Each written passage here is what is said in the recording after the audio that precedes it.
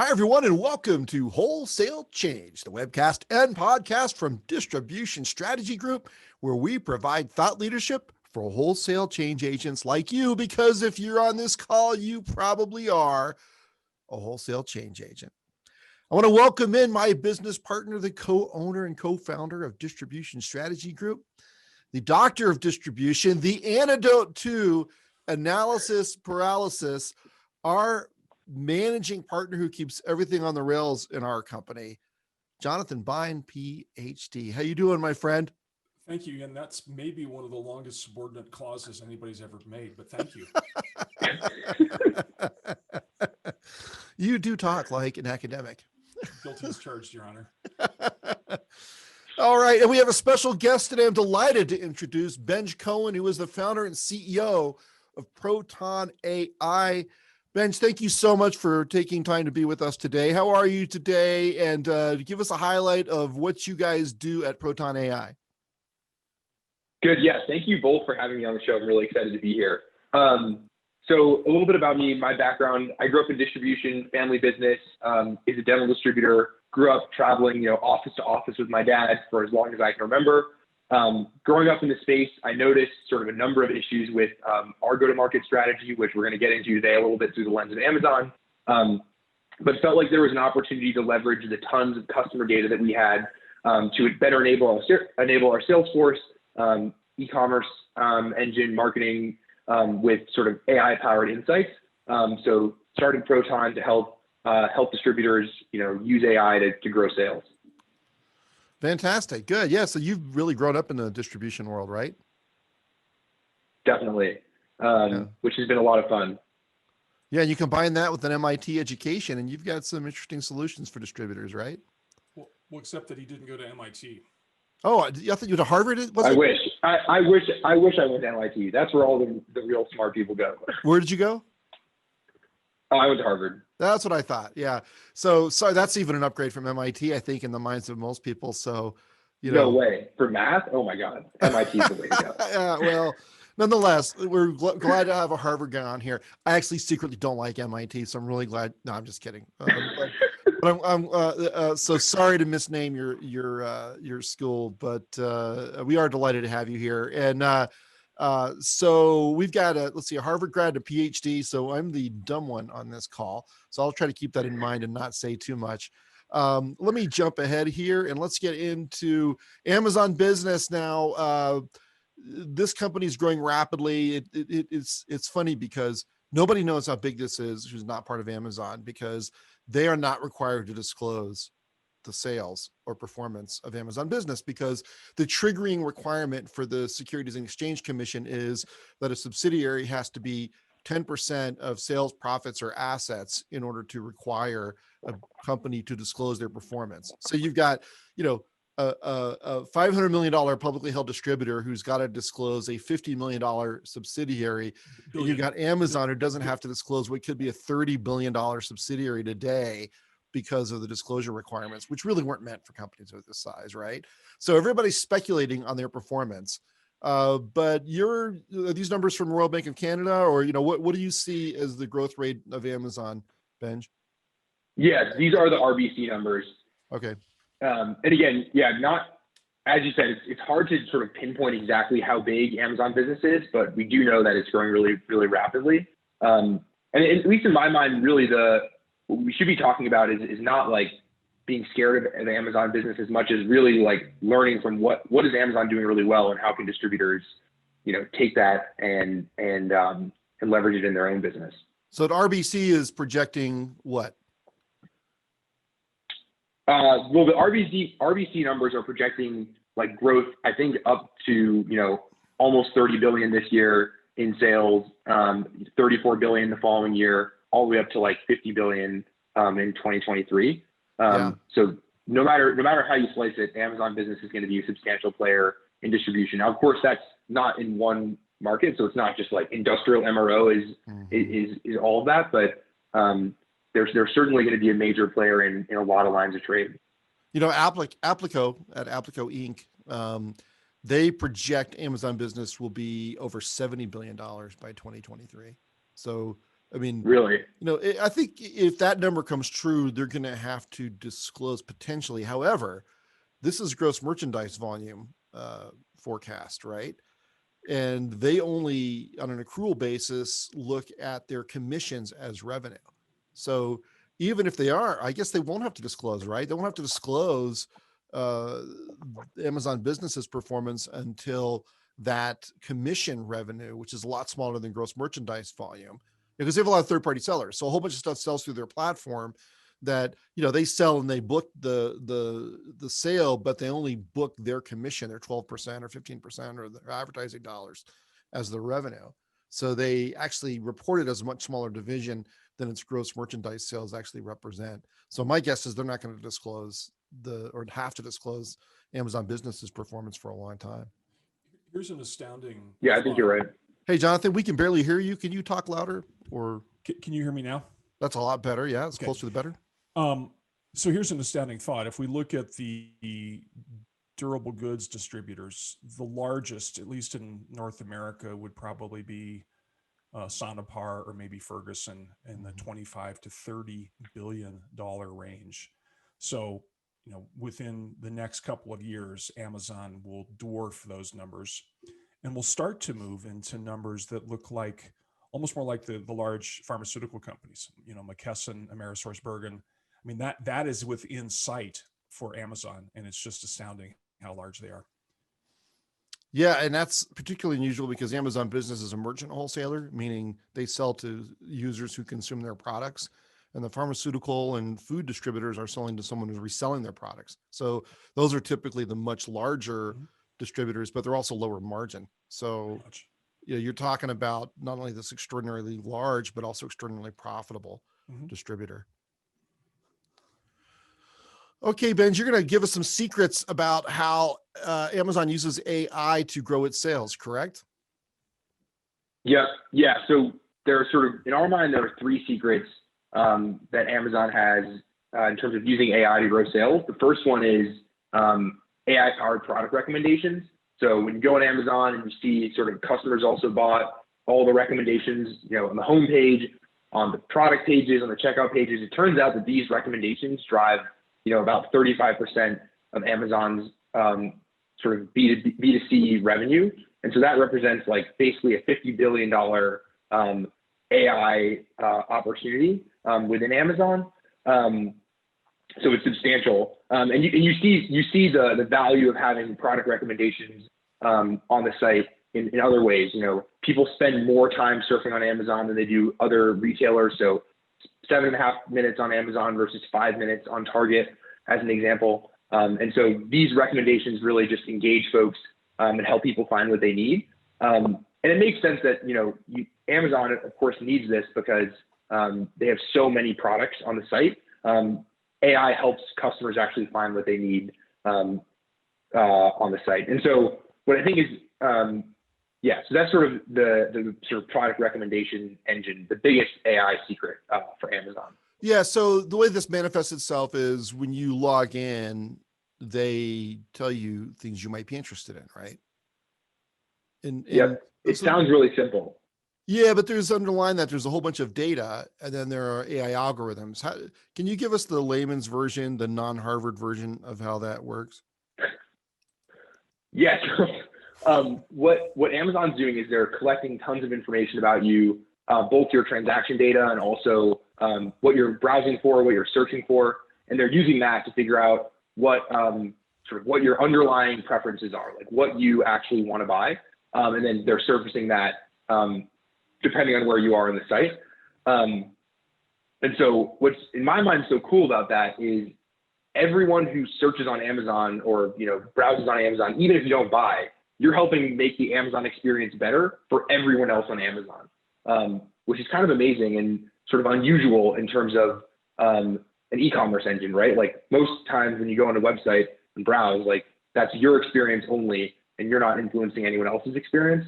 But basically they're capturing a bunch of data, using that to figure out what your preferences are, and then personalizing the experience sort of everywhere on the site.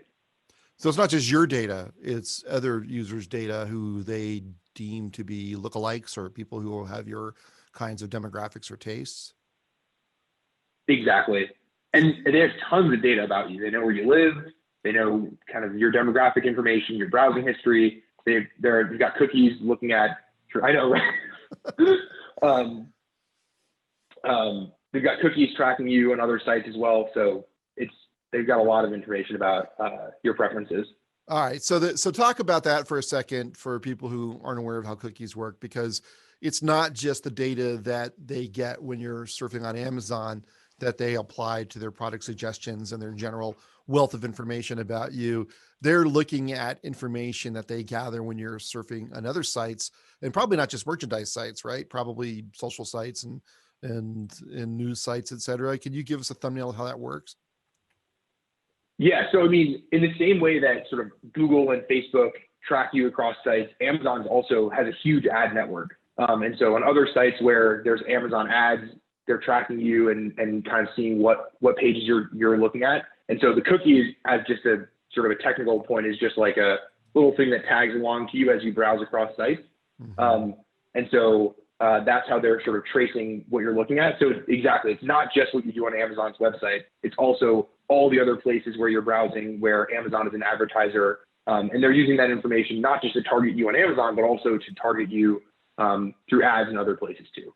Yeah, and the company that you founded, Proton AI, this is your product where you go out to distributors and you put in place software that helps them take advantage of the same kinds of data, right? So you can go, and you have sold this to many distributors where they either on their website or in their customer service environment, if a customer buys one thing, the software will analyze data about them and suggest others. Is that how it works? That's exactly right. So the application of sort of AI-powered product recommendations for distributors, it looks a little bit different than it does for Amazon in the B2C environment. And that's just because distributors don't just sell online. And so the way that we think about applying this particular lesson to distribution is enabling sort of the omni-channel experience, so omni-channel personalization. So using the same sort of underlying technology to figure out what customers' preferences are. So what do our customers want to buy, using data from all the different sources that distributors have. So some of that might be online data, but it's also a lot of offline data. Like, what are your reps talking about with your customers? What are your customers buying? There's sort of other sort of firmographic data you can use. So the same underlying engine figuring out kind of what customers want. And then in the distribution world, you've got to enable the e-commerce site like Amazon does with sort of personalization there, but you also want to enable all the other channels. So as you mentioned, customer service reps telling them, what to upsell and cross-sell in real time based on this data, helping inside reps figure out, which customers to call, what to sell outbound to each company, and then outside reps the same, helping them figure out kind of where the underlying opportunities are within their book of business. But it's really the same sort of insight, which is use AI to figure out what customers want. And what kind of results are you seeing? Yeah, so we're seeing substantial increases across all the different channels that we're deployed in. So on e-commerce, we see in some cases up to like 20 or 30% increase in revenue per customer. Wow. So that means like over a set period of time, we do like a split test. So some customers get the recommendations and some don't. We see there is like customers both order more often, they come back more often, and their carts are bigger. And it makes sense. I mean, if you're selling 4 or 5 or 6 or a couple million items on your site, I mean, it's hard to find what you need. And so if you have recommendations to help guide you, there's a substantial lift there. And then in customer service, we typically see about a 10% increase in revenue per order, so sort of average order value. And then on inside sales, it's a little bit harder to measure exactly the uplift, but we're typically seeing, we measure like the revenue per product pitch. So when an inside sales rep reaches out to a customer, at what rate does that convert relative to what they were doing before? And there we've seen like roughly an order of magnitude increase, so a 10 times increase in conversion. So substantial increases there too. So. Yeah, it's funny because I think, one of the things we talked about in marketing over the years is that the golden rule of marketing is to send relevant offers out to targeted customers. And what you're doing here is you're hugely raising the relevancy based on data, right? Because you probably know what these customers need in some cases better than they know themselves, right? So yesterday I bought a leaf blower, but forgot the leaf bags, right? That probably would not have happened if I'd had an AI powered clerk helping me at Lowe's. And that would have been, from their perspective, an additional sale. From my perspective, a real customer service, because now I got to go back to Lowe's and get leaf bags, right? So that, and I'm not bashing Lowe's because most people don't have that capability, but that is the kind of thing that where it really is the customer service. It's not just a nice to have or a way to increase sales.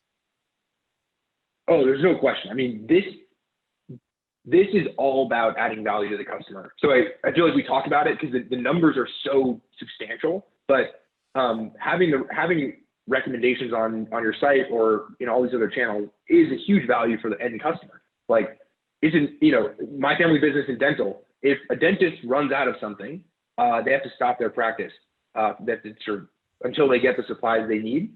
If we can proactively tell them before they run out, hey, you need something, I mean, that's a huge value for the dentist. Like, it makes sense they would want to order from Benco. Yeah. Agreed. And, all because you're drilling down into the data. Sorry. Dentist jokes. I don't have very many. I got to throw them out when I can. Crunch time here, Ian.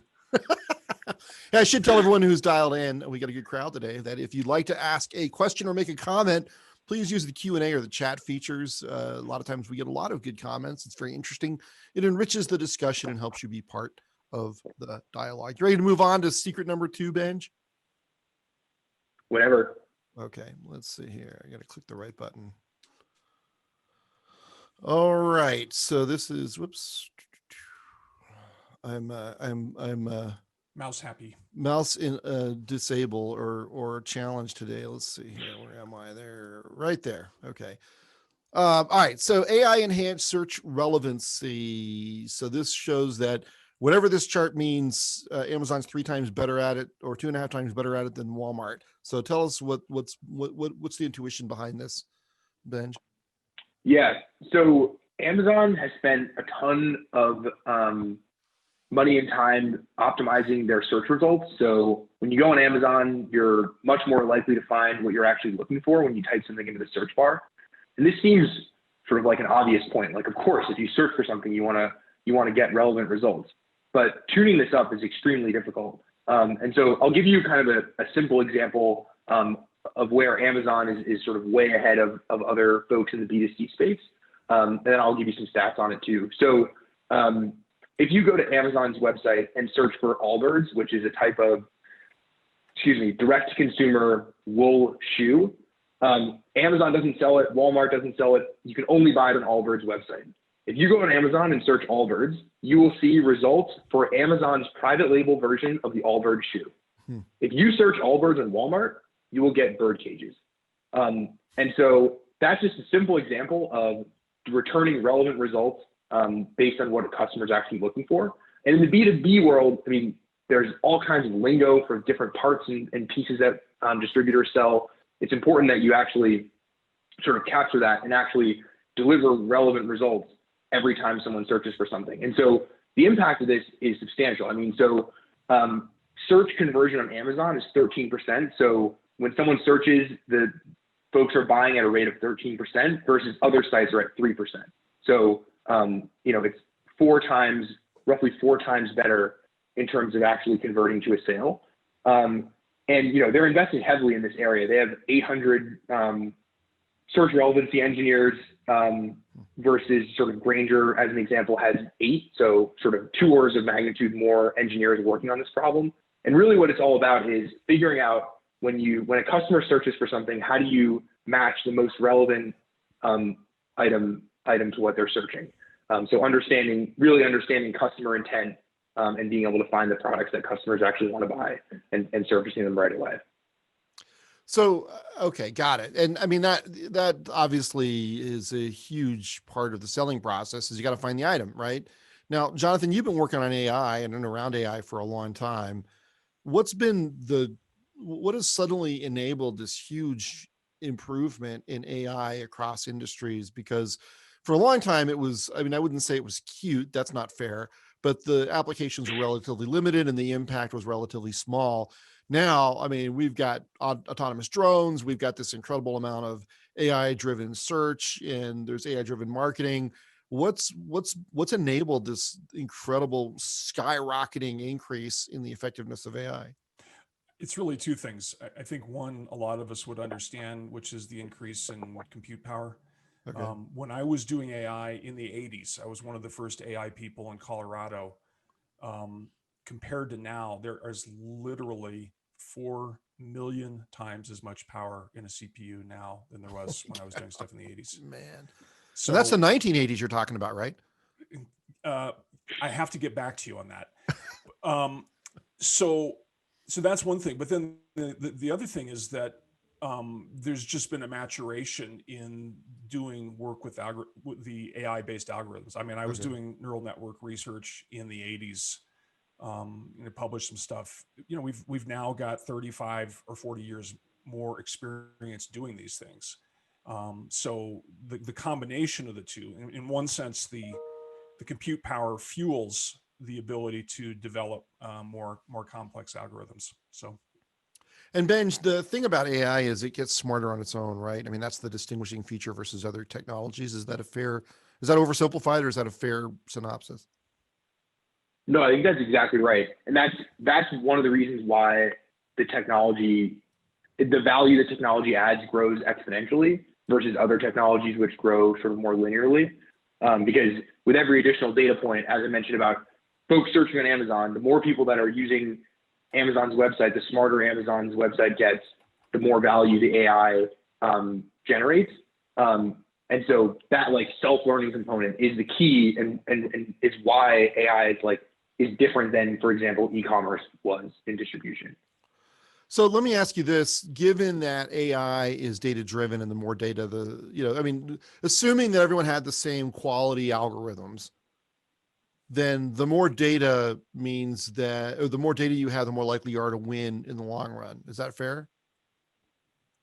That's exactly right. And so that's one of the reasons why it's so important for folks to move on this opportunity quickly, because the real, the long-term advantage here is not, in my opinion, the algorithms. I mean, today there's a pretty big difference between sort of good AI and not as good AI.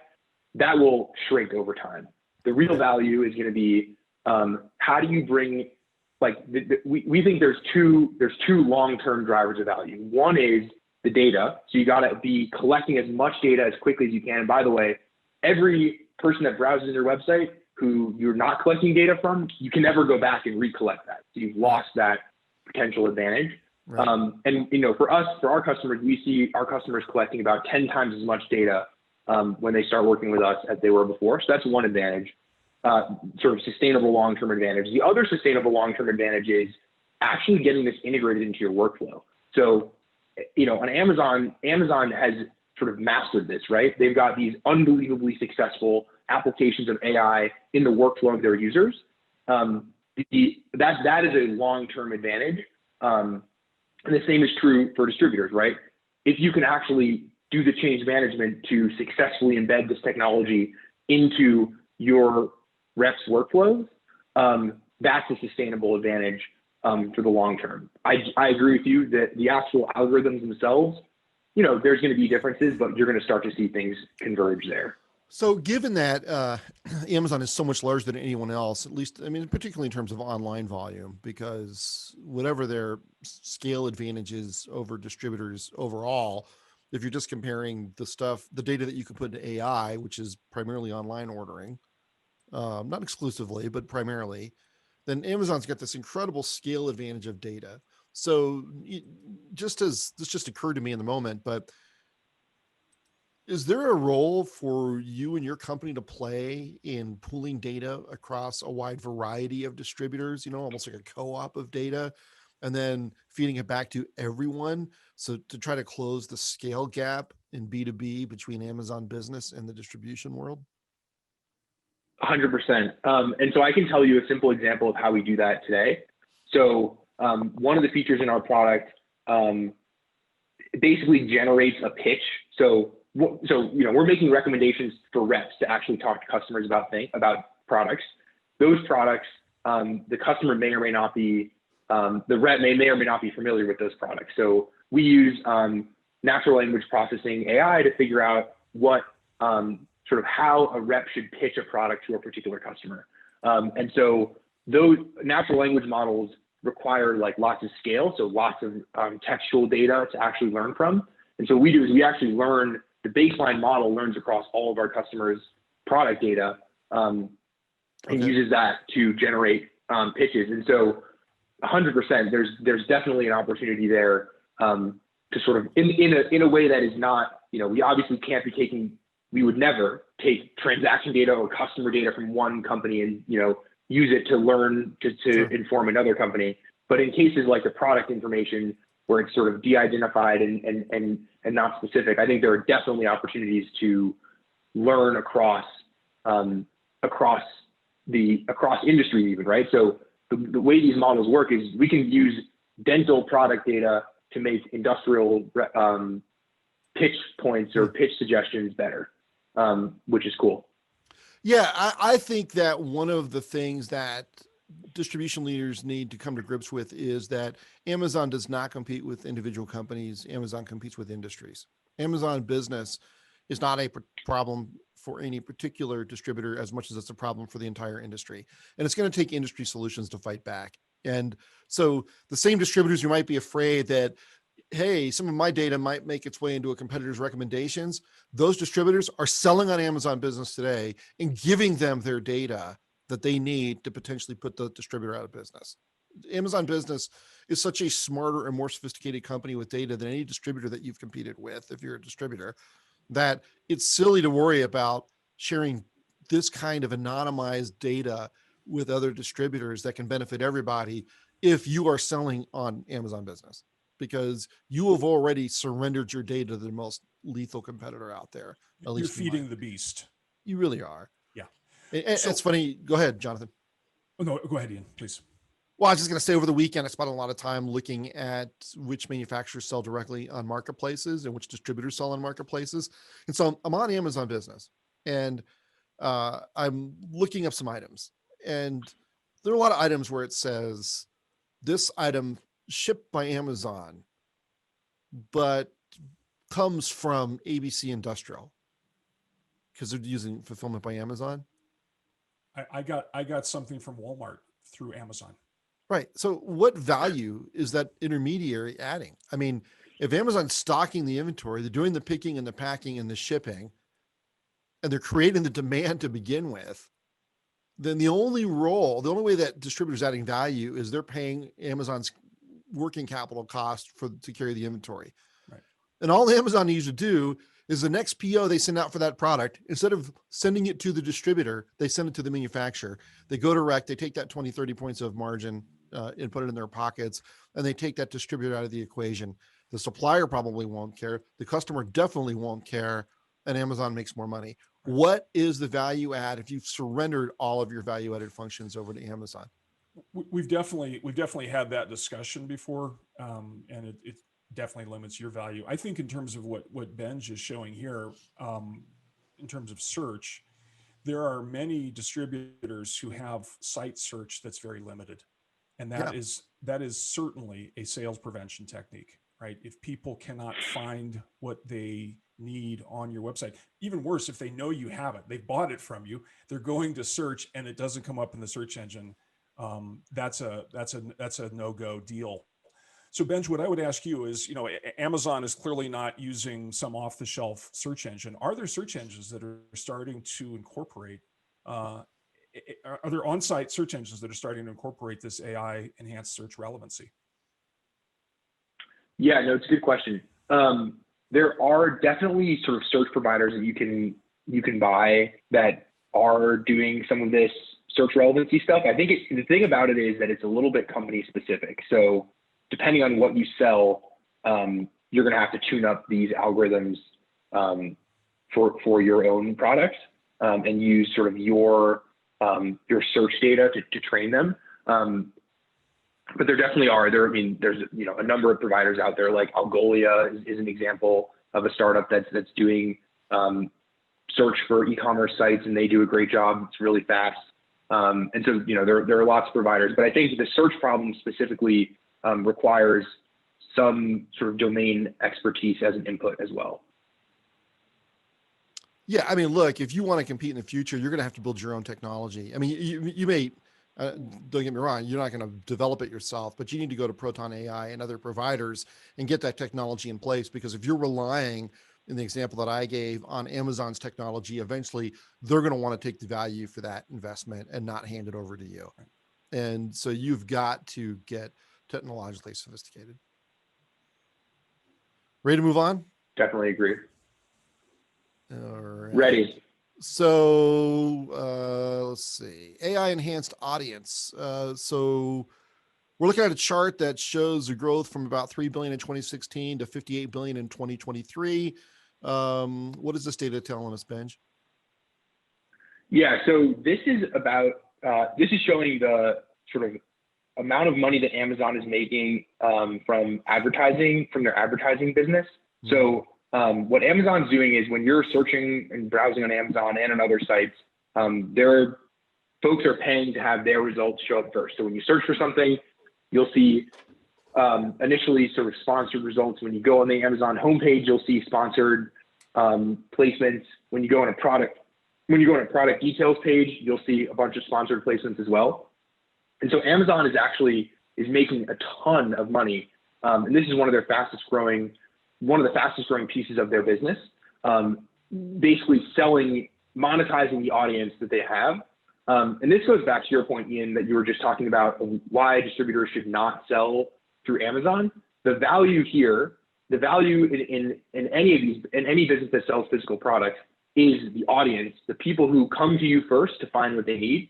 And so whether that's coming to your reps or coming to your website, really owning and being able to generate demand is where the value is, and these numbers show it. So, if this piece of Amazon's business continues to grow at the pace that it's growing at, and the margins on the sort of pick, pack, and ship side of the business, the first party selling business stay about the same, that Amazon will make more profit from monetizing their audience than they will from selling products. And the reason for that is, people are going to Amazon first. That's the first place people look when they want to buy something is Amazon. So that's the best place to advertise. And it turns out that, sort of just to give you guys a sense of how powerful it is to have a single place where you look for products, advertise products, and buy products, Amazon ads convert at like about 20 to 30% versus Facebook at 1 to 10%. So it's almost an order of magnitude higher in terms of conversion to sale. And it's really about, they own the audience and they sell the products, and they're doing that together. And so, this is, in my mind, this is like we're not talking enough about this. This is a huge long-term potential revenue source for distributors if we can figure out how to do the same thing. And happy to talk a little bit about kind of how I see distributors being able to enable this. But this is like a 10 to 15% margin boosting opportunity in the next couple of years. So I have conflicted emotions about this, because as a longtime marketer and distribution executive, I'd love to get revenue this way. One thing that bothers me is that this is one of the only things Amazon does where it's clearly not in the best interest of the customer. I mean, they're not, you have to go and choose customer rating, ranking. That's not the default when you go in there. And I have to remind myself of that every time, because I see a lot of sponsored products, and I'm not always sure that it's really the best product. I know that someone's paying for it. So I guess, gosh, I mean, you look at these tens of billions of dollars, there's no way you could turn that down.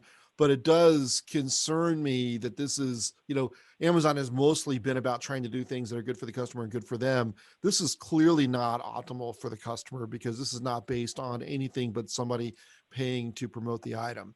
I'm not saying I wouldn't do it, because you look at $50 billion and you go, yeah, that's pretty good day's wages, right? But I do know. So, for example, we just got a friend of ours named Keith has sent a note saying that he's building a marketplace called Sydlar, Sydlar, and it's ad free and there's no pay to placement. So it's a little bit of a commercial for Sydlar, but he's got a point, right? So is as much as I think distributors probably should do something like this, is this a potential vulnerability for Amazon if somebody else comes out and says, we do not bias our search results with advertising. It is strictly based on, fit, purpose, and customer ratings? Yeah, I mean, so I think that I hear what you're saying. I think it is definitely a potential risk.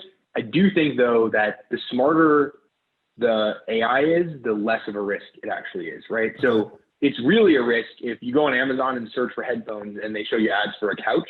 You're like, what? I'm not looking for a couch. I'm looking for headphones. Right. But if you go on Amazon and you're like, you're not sure if you want Bose or Beats, and Bose happens to sponsor a post, and you click on the Bose result, is that actually worse for you as a customer if you're sort of agnostic between two choices? Okay. And I think that sort of agnostic, like brand agnostic feeling happens probably a lot in a lot of different places, right? I mean, you're searching for gloves in the industrial context. A lot of people make gloves. Maybe you like a certain brand or, a certain type, but if there's a placement for something, a different type of glove that you may not have heard of, but it's relevant and it's actually of interest, I'm actually not sure that it's that much worse for the customer experience. Okay. I don't know. That's just my take. So this is a do-over of the debate that happened around Google many years ago, right? Mm-hmm. They had the organic search results and then they had the paid search results. And there was outrage and contention and discussion around Google biasing the organic search results. And so they eventually separated the two. And so maybe Amazon's going to end up doing a similar type of move. I think they do, though. I mean, it does say sponsored, doesn't it? It's separated. Yeah. Yeah. Yeah. Okay. That's a fair answer. And I think, one of the things that I've seen as an area for opportunity for many distributors is getting more marketing co-op from their suppliers, or even better, or just as good, using their marketing co-op in a much smarter way, instead of just buying, t-shirts and golf balls and other trinkets and trash for the sales force. Not that the sales force doesn't need that stuff, but it can be a bottomless pit. And you also can't measure the return on it, but you can measure the return on this. And so if you have a pretty robust website, then this seems like a great way to go and get co-op dollars from manufacturers, because you can literally show them the sales lift and the return in a way that's much more precise than most things that distributor marketing departments do. Is that right? That's exactly right. And it's not just about the website. You can do this across all your channels. And so that's why the first step in our mind is you've got to enable the sort of omni-channel experience, omni-channel personalization first. You got to enable all your channels with sort of AI-driven suggestions. And then once you do that, then you can go back to your vendors and say, hey, when we have a customer on the phone who's likely to buy gloves, do you want us to show your gloves or someone else's gloves? And you can actually have folks start to bid on that opportunity. And so that's sort of where we're headed in the long run, is opening up this new revenue source for distributors, allowing manufacturers to be able to bid on opportunities within the distributor's customer base, if that makes sense. Got it. All right. So these are the three. Go ahead. Oh, no, I was just going to say, it all starts, we first got to successfully enable all the different channels. Sort of the product secret number one, turn on secret number one to unlock secret number three. Got it. All right. And in a nutshell, what's the range of services that you offer at Proton AI, Benj? This is your time to give us a commercial, but I will say that we have worked with clients who have implemented Proton AI, Benj's company's services, and we can attest to the returns that he's talking about. But give us a little snapshot one more time, Benj. Yeah, for sure. So we are focused on helping distributors turn on sort of the omni-channel personalization engine that we've been talking about. So we do is we pull in data from all the distributor systems, so CRM, ERP, e-commerce, PIM, put that into one central repository. So all the data is in one place. Then we use AI to learn on top of that data to figure out what customers want. And then we enable all of your sales channels with that data. So for e-commerce, that looks like personalization on the website, product recommendations. There we've seen, anywhere from like 10 to 30% increase in revenue per customer. For order taking reps, we'll tell those reps what to upsell and cross-sell in real time, make it super easy for them to actually do so in their workflow. That's key. You've got to be able to get good adoption. And then for outbound reps, we help those reps figure out, which customers to talk to and then what to sell to each customer. So where the opportunities are.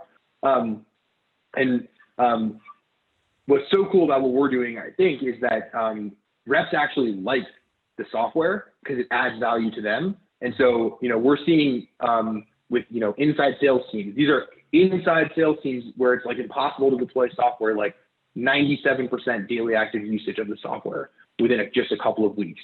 And so, it actually works and adds value for reps. And so that's why we're getting really good adoption there too. So does that make sense in terms of the range? I'll tell you, look, this is the secret of CRM implementation that I have learned over the years, just my opinion. If you build your CRM with the objective of getting your customer facing personnel to put information into it, it will fail.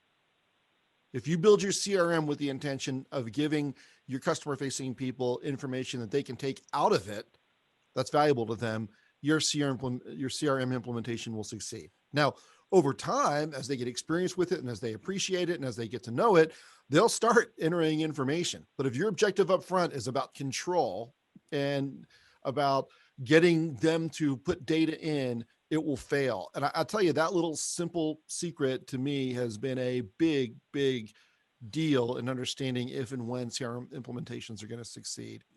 We do have a question from the audience. Go ahead, Jonathan. Yeah, if you think about what a CRM system should do, it should tell you whom to call, what to sell, and when to do it.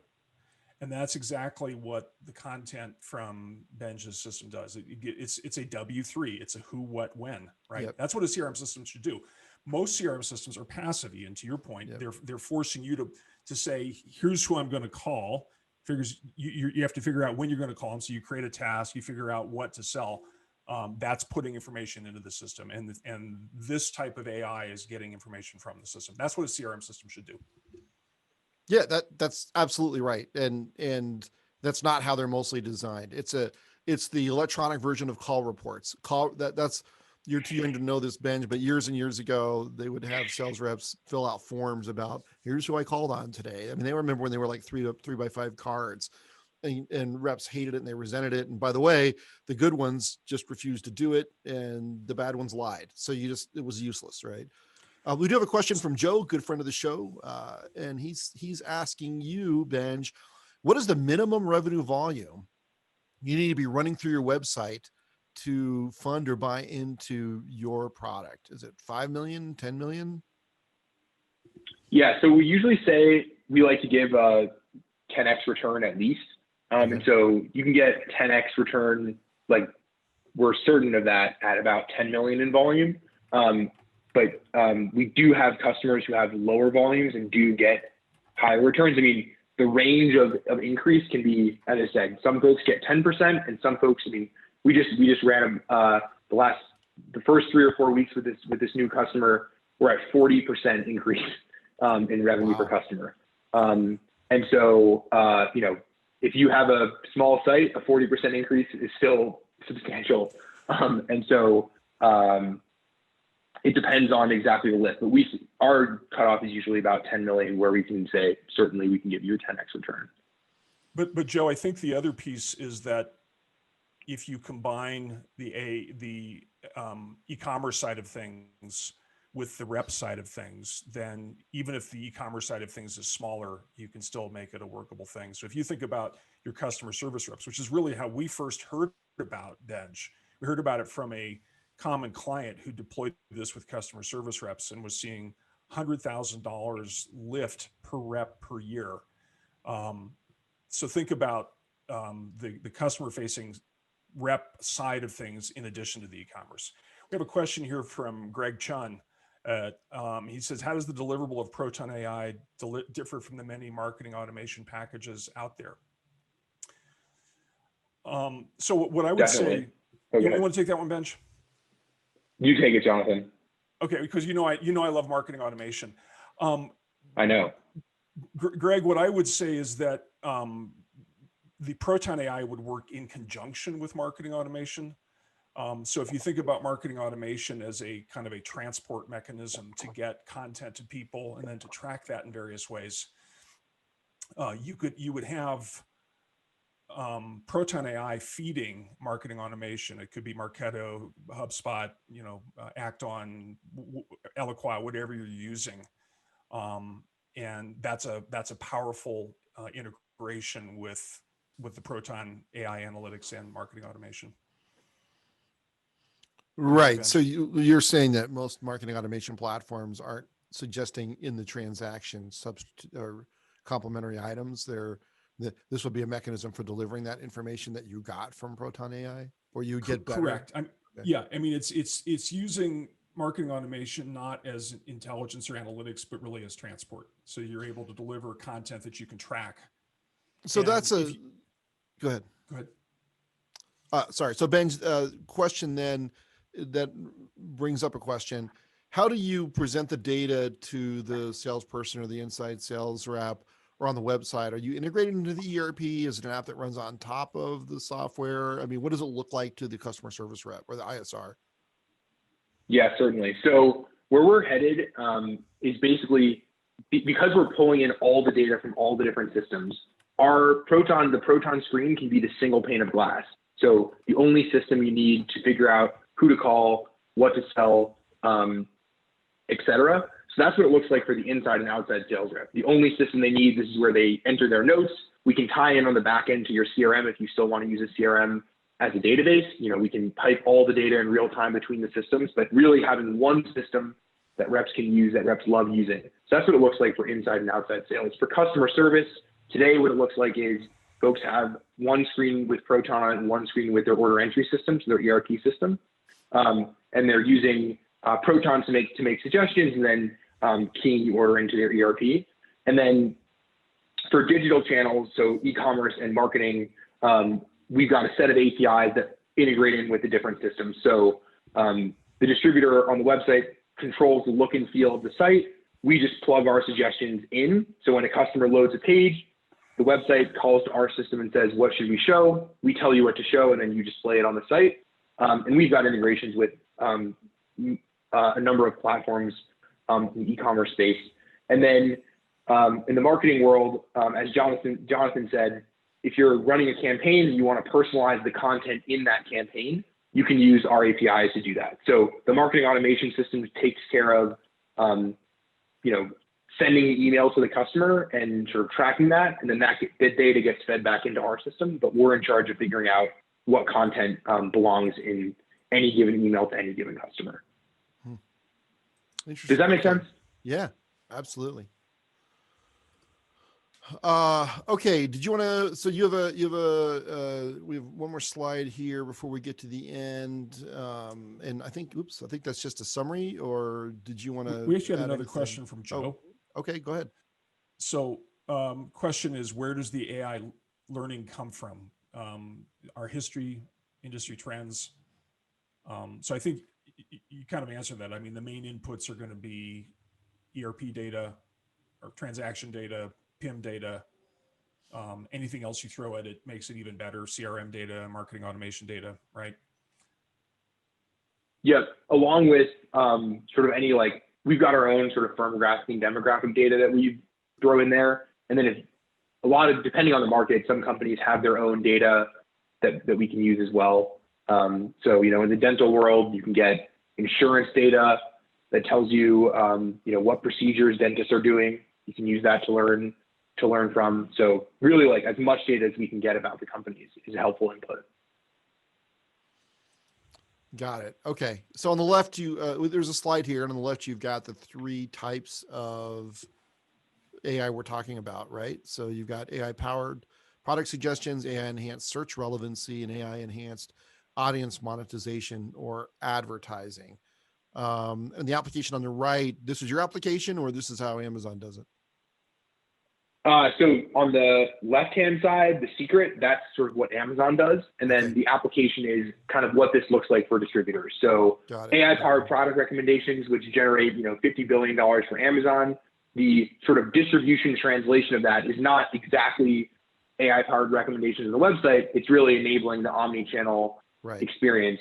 where you're personalizing and using AI to figure out kind of what your reps should be talking about, what your order taking reps should be talking about, and doing personalization on the website and sort of tying all these channels together.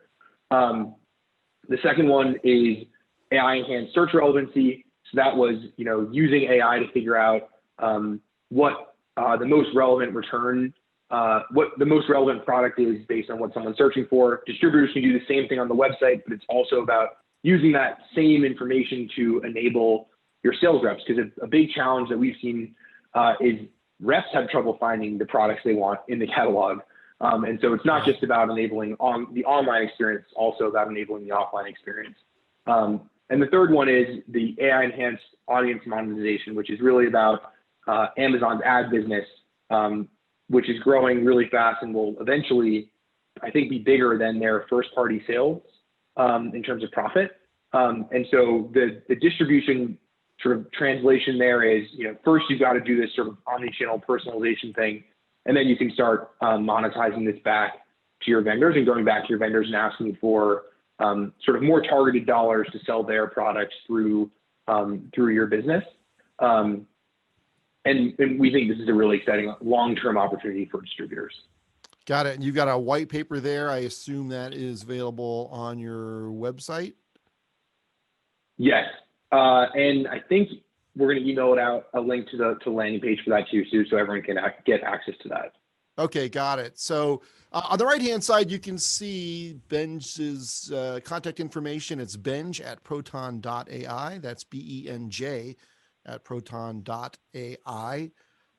And if you want to reach Jonathan or I, you can reach us at distributionstrategy.com. That's distributionstrategy.com. We do this show, the Wholesale Change Show, which is live on Wednesdays at 9 o'clock Eastern. Excuse me, those are reversed. 12 o'clock Eastern, 9 o'clock Pacific. I need less brandy in my coffee in the morning when I do these slides. If you want to hear more about how technology is transforming the world, including AI, please go to naw.org, and in the top rotating banner or at the URL, naw.org/how-tech-will-transform, you'll see that we are in the middle of a 7-part series of research reports and webinars on how technology is transforming wholesale distribution. Because of the work that we do, we run into Benj all the time, whether it's at conferences or on stage sometimes. So he's a good friend of Distribution Strategy Group. We're delighted to have him on the show. Benj, thank you so much. Any last words for our audience before we say goodbye today? No, I mean, thank you so much for having me. It's always good to talk about AI and have chat with you guys. So thanks so much for having me. And yeah, looking forward to talking to folks about AI. Feel free to reach out. Love talking about this stuff and helping distributors win with the technology. So looking forward to chatting. I can't imagine there are many distributors who are on this part of this conversation today, Benj, who are going to reach out because they've got so much to learn. And if they're not ready for what you guys do today, they will be soon, and they need to be. So Jonathan, Benj, thank you so much. As always, it's a great pleasure to be with both of you. And we'll see you next week on the Wholesale Change webcast and podcast. Goodbye, everybody.